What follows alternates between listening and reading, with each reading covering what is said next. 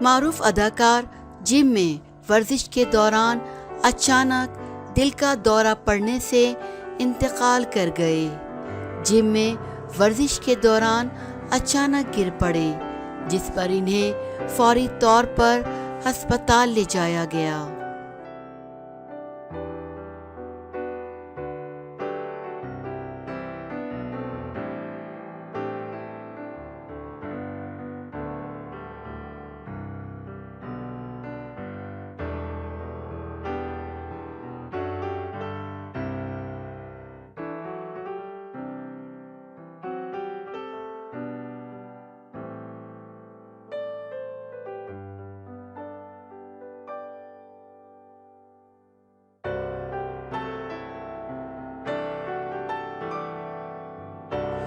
Media reports کے مطابق پنیت راج کمار کو جمعے کے روز دل کا دورہ پڑا تھا، جس کے باعث انہیں فوری طور پر تشویشناک حالت میں ہسپتال منتقل کیا گیا، جہاں وہ جابر نہ ہو سکے۔